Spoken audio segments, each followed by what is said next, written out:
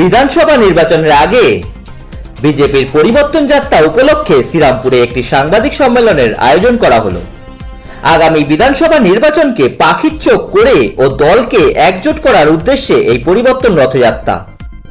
আজ এই পরিবর্তন যাত্রার উদ্বোধন করবেন দেশের প্রতিরক্ষা মন্ত্রী রাজনাথ সিং।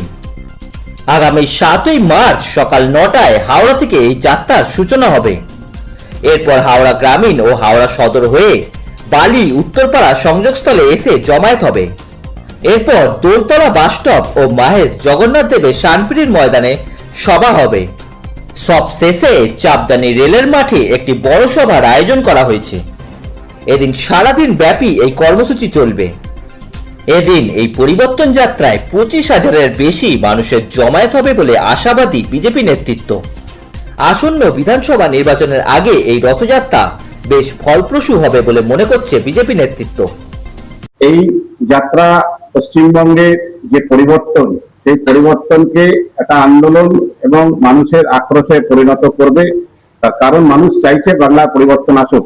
মমতা ব্যানার্জির নেতৃত্বে যে সরকার চলছে সাধারণ মানুষের এবং আমাদের মায়েদের যেভাবে সম্মানকে লুণ্ঠিত করছে, তো মায়েদের আক্রোশ আরজি করের থেকে আমরা দেখেছি। তারপর একাধিক বিষয়ে দেখেছি রাস্তায় মায়েরা, শিশুরা, মহিলারা নেমেছেন। তো সেই আক্রোশ আগামী 26-এর নির্বাচনে বদল আনবে, এটা আমরা নিশ্চিত। আমরা হাওড়া সদর জেলা থেকে আমরা রিসিভ করব দিল্লি রোড বর্ডার যা আছে বালি আর উত্তরপাড়া বিধানসভা, সেখান থেকে আমরা রিসিভ করছি। সকাল 9টা থেকে আমাদের পরিবর্তন যাত্রা শুরু হবে। আর 13খানা জায়গায় উত্তরপাড়া থেকে পুরো চাপদানি অ্যাঙ্গাস মোড় পর্যন্ত 13খানা জায়গায় আমরা রিসেপশন দেবো। আর রিসেপশন মধ্যে 2খানা জায়গায় ছোট সভা হবে, যেখানে আমাদের টার্গেট আছে মিনিমাম 5,000 লোক সেই ছোট সভাতে উপস্থিত থাকবে।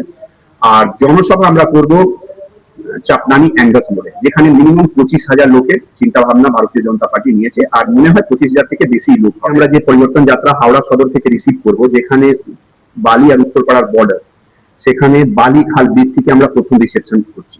যেখানে রিসিভ করব ওখানে প্রথম রিসেপশন হবে। রিসেপশনে আমরা স্টেজ করব, আমাদের নানা করে 2-3 হাজার কার্যকর্তা নেতারা ওখানে উপস্থিত থাকবে। আমরা শহীদ পরিবারের কোনো মেম্বারকে সম্মানিত করব, রাষ্ট্রপতি পুরস্কার যে পেয়েছেন তাদেরকে সম্মানিত করব, বা কোনো সেলিব্রিটি রকমের মানুষ বা খুব সম্মানিত মানুষ, কোনো ডাক্তার, ইঞ্জিনিয়ার হোক বা কি বলা যায় কোনো সেলিব্রিটি হোক বা কোনো এমন কবি হোক নাম করা খ্যাতিপ্রাপ্ত, সেই সব মানুষকে আমরা ওখানে সম্মানিত করব। ওখানে প্রথম রিসেপশন হচ্ছে বালিখাল ব্রিজে স্টার্টিং পয়েন্টে, তারপরে উত্তরপাড়া বিধানসভার জিটি রোডে মাতৃমঙ্গল বাস স্টপে হবে দ্বিতীয় রিসেপশন। তৃতীয় দোলতলা বাস স্টপ, উত্তরপাড়া বিধানসভা জিটি রোডেই আছে দোলতলা বাস স্টপ, সেখানে একটি ছোট সভা হবে, যেখানে 5,000 লোকের টার্গেট আমাদের আছে। ঠিক তারপরে ধারসা পেট্রোল পাম্প জিটি রোডেই, ওখানে একটি রিসেপশন সভা হবে। ধারসা পেট্রোল পাম্প থেকে আমরা এগোবো 12 মন্দির, যেখানে রাজরাজেশ্বরী মন্দির আছে, তার সামনে 12 মন্দির, ওখানে একটি রিসেপশন সভা করব।